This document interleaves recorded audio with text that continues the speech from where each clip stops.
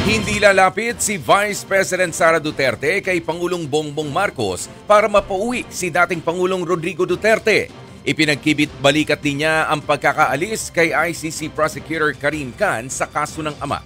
Narito ang report ni Camille Samonte. Hindi ko kakasapin si BBM para kay dating Pangulong Duterte dahil ang sa akin is yung ginawa nila na kidnapping ng isang Pilipino sa loob. There's no going back sa ganun, ma'am. Diretso ang pahayag ni Vice President Sara Duterte na hindi siya hihingi ng tulong kay Pangulong Bongbong Marcos para sa kalayaan ng kanyang amang si dating Pangulong Rodrigo Duterte. Kasalukuyang nakakulong sa ICC sa The Hague, Netherlands ang dating Pangulo para sa kasong Crimes Against Humanity. At ayon kay VP Sara, mukhang doon na magpapasko at magbabagong taon ang kanyang ama. Lalo't ibinasura ng ICC ang hiling nilang pansamantalang mapalaya si Duterte. Sa kabila niyan, ayon sa dokumentong nakuha ng Reuters, dinisqualify na si Chief Prosecutor Karim Khan sa kaso ni Duterte sa ICC dahil sa umano'y conflict of interest. Pero ipinagkibit-balikat lang yan ng bise.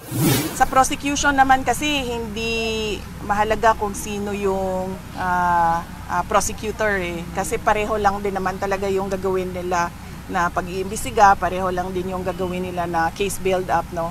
So ang mahalaga talaga is ang preparation ng defense team ni dating Pangulong Rodrigo Duterte sa lahat ng mga posibleng ilabas na witnesses at ebidensya ng prosecution.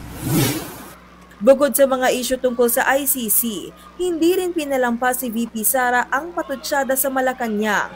Sa gitna ng tree planting event, sinagot ng bise ang mga pasaring ni Palace Press Officer Claire Castro na nagsabing nililinis daw ni PBBM ang mga kalat na iniwan na nagdaang administrasyon, kabilang na riyan ang kontrobersya sa Pharmaly.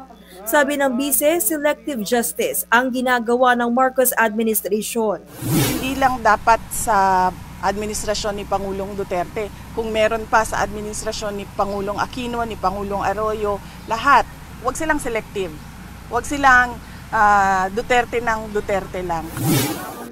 At nang tanungin kung kwalipikado bang maging Justice Secretary si Castro, diretsong sagot ni VP Sara, hindi. Ang masasabi ko lang ay hindi siya magaling na tagapagsalita ng Office of the President because she brings embarrassment to the country.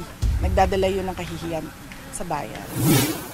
Wala pang bagong tugon dyan si Castro pero nauna na niyang sinabi na hindi totoo ang balitang magiging sekretary siya ng Department of Justice kapalit ng ngayoy ombudsman na si Boying Remulla. Nagbabalita mula sa Frontline, Camille Samonte, News 5. Mga kapatid, ako po si Ruth Cabal. Dito tayo sa totoo, dito tayo sa True FM.